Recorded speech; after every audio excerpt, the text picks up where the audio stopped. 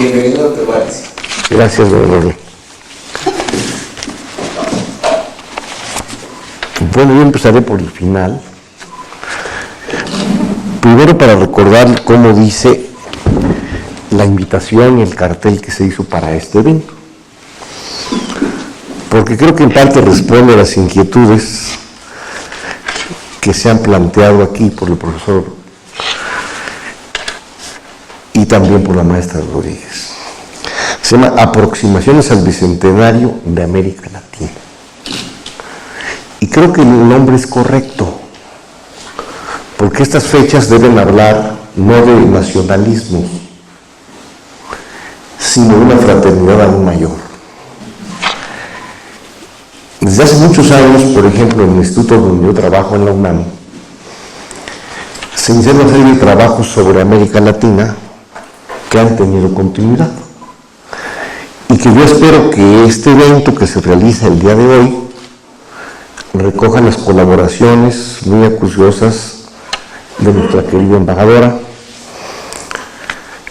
del profesor Pedófilo, que me pareció muy sagaz y penetrante en su exposición, y del profesor Rodríguez con esta serie de imágenes que efectivamente cuestionan un poco la fecha oficial de un movimiento. A nosotros también nos pasa. Por ejemplo, si ven el programa, viene la figura de Hidalgo y viene la figura de Bolívar. No viene la figura de Agustín de Iturbide, que fue el que realmente concluye la independencia. Porque obviamente no es el hombre, vamos a decir, de imagen. Se ve mejor Hidalgo, que es un cura de pueblo, que habiendo sido rector de su universidad, pues acaudilla a un grupo, digamos, de gente de escasos recursos y se pone al frente de esas chusmas y logra conmover al imperio español. Entonces es la razón precisamente de que la fecha oficial para nosotros los mexicanos de la independencia no sea la fecha de conclusión, sino de inicio. Nosotros en México celebramos el día 16 de septiembre, porque fue precisamente la noche del 15, aunque hay en este aspecto otro asunto, de que se cambia la fecha después cuando el aniversario de Porfirio Díaz, que no viene a cuento ahorita a relatar, pero que abordan lo que dice la maestra Rodríguez, que luego en este tipo de celebraciones pues se meten las manos políticas o el deseo personal o los criterios históricos de los que trabajan estos temas. Como quiera que sea, esto me pasó también a mí en el tema que me toca a mí exponer muy brevemente. En principio me invitó la doctora Galeana a hablar de los derechos humanos y después yo escribí hace muchos años un libro que se llamó El Poder Ejecutivo Latinoamericano, que pretendió en ese momento examinar cómo se había producido desde la época precolombina hasta nuestros días esa evolución del Ejecutivo. Y entonces empecé, otra vez por esa deformación profesional, a buscar otra serie de temas aledaños, vamos a decir, o centrales. Y ahora le llamo yo a este trabajo, que ya tengo casi terminado como un artículo nuevo, se llama Convergencias Constitucionales de México y Colombia. Y que voy a tratar de explicar brevemente para que ustedes puedan apreciar por dónde voy.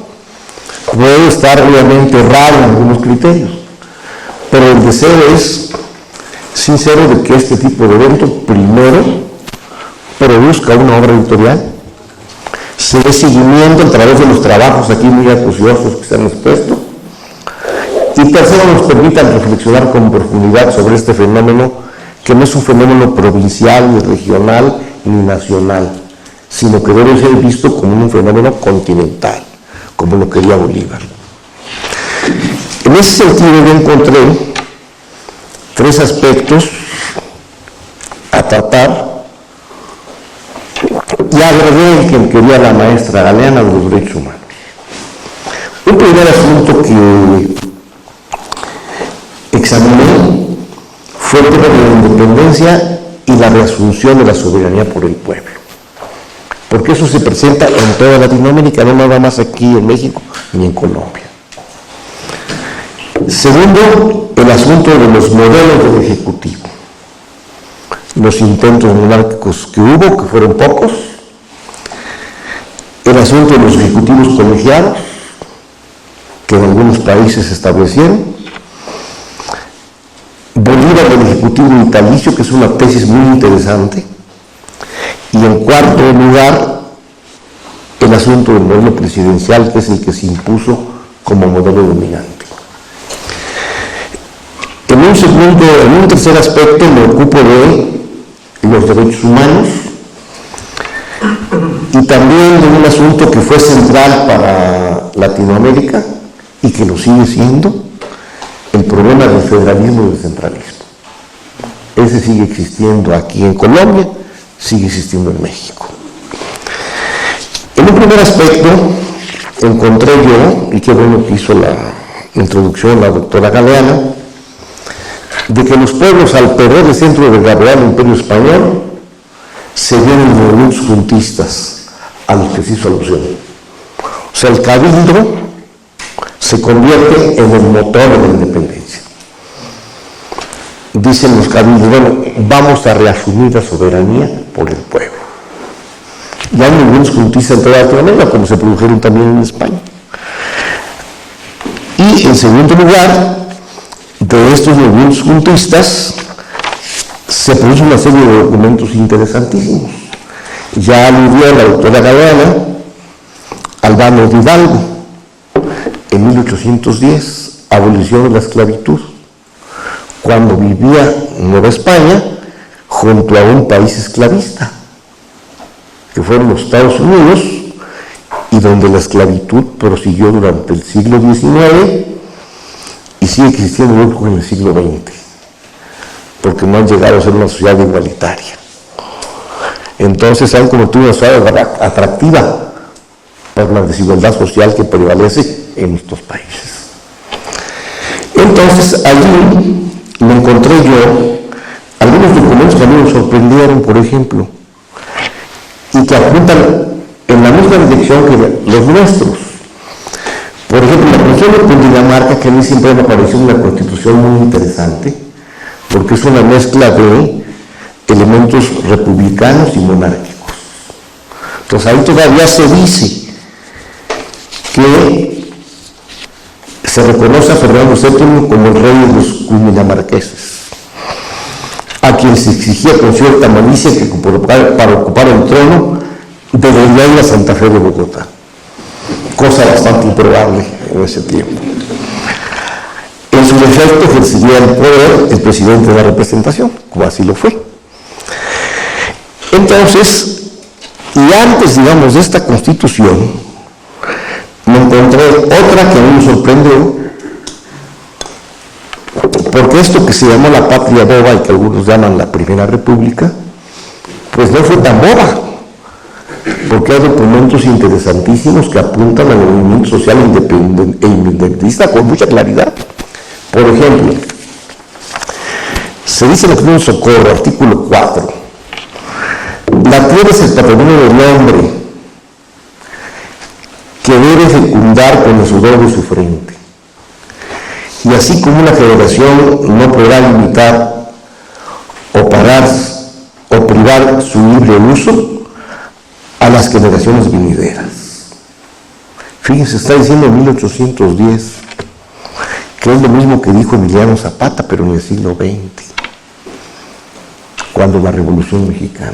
Qué belleza de pensamiento en este texto, y que fue el primero que ustedes tuvieron.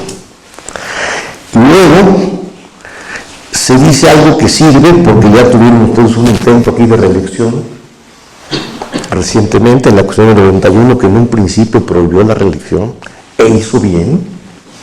Yo no creo que haya hombres necesarios, sino que el principio de la reelección es un principio que debe mantenerse en nuestros países. En el caso mexicano ha sido la válvula de escape del sistema. Si no hubiera reelección, ya habríamos tenido muchas revoluciones. Porque los hombres ya en un momento en que se ciegan en el mando, piensan que son necesarios. Y cada vez que se reeligen, pues se produce lo que dice aquí. Toda autoridad que tiende a perpetuarse en el poder, es el artículo 4, está expuesta a erigirse en tiranía. Qué bello pensamiento. Y fíjense en qué tiempo, ¿verdad? Entonces, casi todos los documentos de ese tiempo, de ese momento, que es obviamente el acta de constitución de las Provincias Unidas de Nueva Granada, la Constitución de Tunja, la de Antioquia, la de Cartagena, de Popayán, la de Neiva y la de Mariquita, tienen grandes principios que no tuvimos nosotros. Mientras ustedes tienen esa floración constitucional bellísima, nosotros nada más tuvimos a la Constitución de 14 y de allá a 24. ¿Por qué? Porque en un cierto momento la independencia mexicana pues estuvo débil. O sea, salen ejecutados Hidalgo y Morelos y Movimiento decrece. Y al final se da como un pacto precisamente en lo que decía el maestro Medafilo de los Estados de Córdoba. Pero ahí, no olvidar que Iturbide es fundamentalmente realista. Y se pone de acuerdo con Guerrero, se da un abrazo y dicen aquí terminó la guerra. Y como siempre la guerra pues queda en manos de los vencedores, pues el primer emperador mexicano es precisamente Agustín de Iturbide, que junto con Brasil, por razones muy especiales, y Haití, porque lo que dice el maestro es cierto.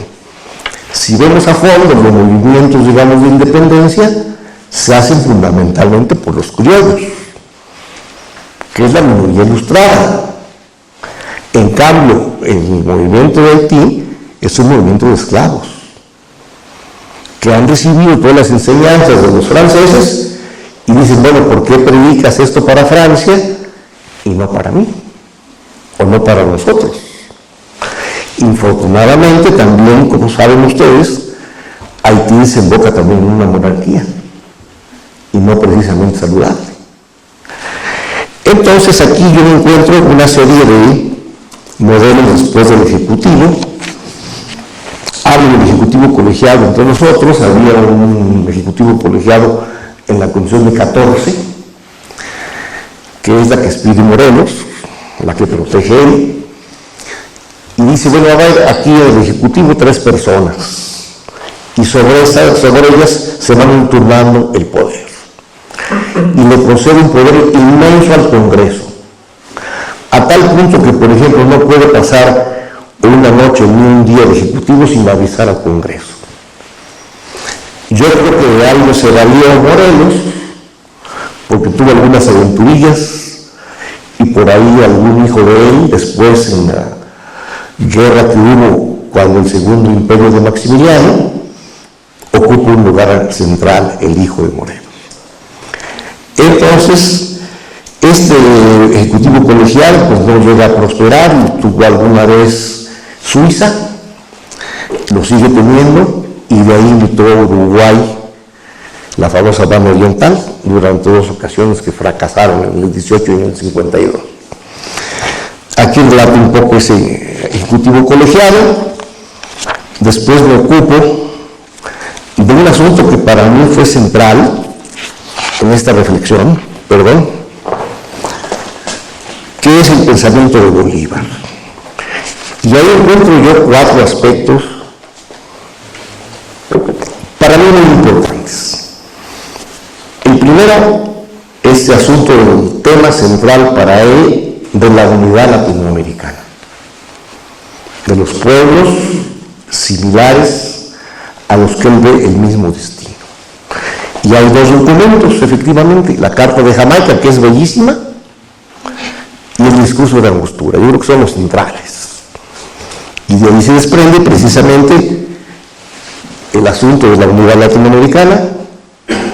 También encuentro yo varios derechos humanos ahí, bellamente expuestos, es un avance grande. El asunto de la forma mixta de gobierno y el ejecutivo vitalicio que se convirtió en la manzana de la discordia. Porque efectivamente dicen, bueno, pues es una república, pero que está pues teniendo un disfraz. Es una monarquía en realidad, dicen, y lo atacan. Prueba de ellos que no prospera. Sin embargo, la idea no era tan mala.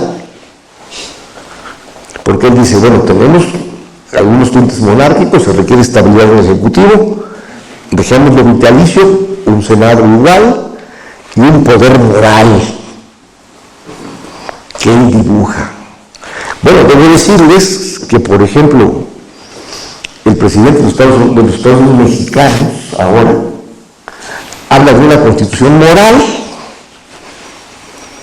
cuando la constitución debe ser fundamentalmente norma. Entonces, aquí este poder moral, a lo mejor yo creo que leyó a Bolívar y probablemente se le indigestó. Entonces, de ahí viene esta idea de la constitución moral que López Obrador está ahora utilizando. Después, y como ustedes saben, pues se pone esta en acción, que es una idea que él trae, digamos, de manera muy permanente. Y luego la forma mixta de gobierno es muy interesante porque él recoge una serie de ideas y de derecho comparado que trata de mezclar, digamos, los elementos aristocráticos, democráticos, para tratar de hacer un modelo que funcione, que finalmente no logra el objetivo. También hablo un poco de ese asunto. Como ustedes ven, me fue llevando toda esta investigación, pues a una serie de temas que se fueron abriendo y que se volvieron para mí apasionantes. Luego me ocupé del asunto federal y central. Aquí ustedes se hicieron pronto por el centralismo, pero también tuvieron, digamos, intervalos federales en el siglo XIX que no llegaron a cuajar. Pero finalmente no está el problema resuelto, porque ya llevan tres ustedes reformas constitucionales en la Constitución del 91 que se refieren precisamente al reparto de atribuciones entre las provincias, entre los departamentos y los municipios. Eso mismo sucede en nuestro país. En nuestro país no está resuelto el problema entre municipios, estados y federación. La federación se ha convertido en un ente tan poderoso que entonces se convierte en un poder central casi omnipotente. Por ejemplo, en este momento el gran problema de México es que el presidente tiene la mayoría absoluta en las cámaras. Entonces hay una serie de organismos autónomos que le incomodan. Y se está produciendo un fenómeno de debilitamiento de los contrapesos. No sabemos qué vaya a suceder. Posiblemente no pase nada, o posiblemente sí. Pero eso nadie lo sabe. Entonces, como ustedes ven, este tema sigue pendiente en ambos países y es interesante también investigarlo. Y finalmente me puse a trabajar yo sobre los derechos humanos. Ahí tenemos una, vamos a decir, convergencia muy importante. Durante ese tiempo me encontré con una serie de similitudes en las constituciones y textos de Colombia y de México, y fundamentalmente una coincidencia en las constituciones actuales en vigor. En la nuestra de 17, que es la más reformada del mundo, o una de las más reformadas del mundo, pero sigue ahí todavía tan campante como el whisky, y la Constitución del 91 de ustedes, que fue una constitución que es ejemplar. Otra cosa es que no se cumpla o que no se realice, pero la Constitución es buena y tiene, digamos, margen para negociar, para trabajar con este movimiento que está y con otros. Por ejemplo, yo veo que esta Constitución de Derechos Humanos es excelente, una gran apertura. Ustedes fueron los primeros también que en su texto hablan de que se acogen a la Corte Penal Internacional. Fueron, en segundo lugar, los que aceptaron la Corte Interamericana de Derechos Humanos. México, Brasil y Haití fueron los últimos. En nuestro caso, por razones muy claras, México vive junto al al poderoso imperio de los Estados Unidos. Tiene que ser muy cuidadoso. Ha sido un tapón para los Estados Unidos, nuestra nación, y nos da mucho orgullo decirlo. Quizá porque tenemos, aún en estos casos actúan, pues que la Virgen de Guadalupe, que la comida mexicana, que los mariachis, o lo que ustedes quieran. Pero sigue siendo un problema para ellos. La migración, la presencia mexicana y de latinoamericanos en Estados Unidos tendrá que convertirse en un factor real de contrapeso al imperio. Entonces también encontré allí yo similitudes, no sin antes decir que me parece a mí que esta Constitución de ustedes tiene una cláusula abierta ahí, que es muy interesante, que es explotable. El asunto del capítulo del control constitucional me parece excelente, y la acción de tutela creo que ha funcionado con eficacia en comparación con el amparo honesto. Hay problemas no resueltos en ambos instrumentos jurisdiccionales, pero son un buen intento de llevar un recurso a las mayorías. Yo con eso termino porque ya me pasé el minuto. Gracias.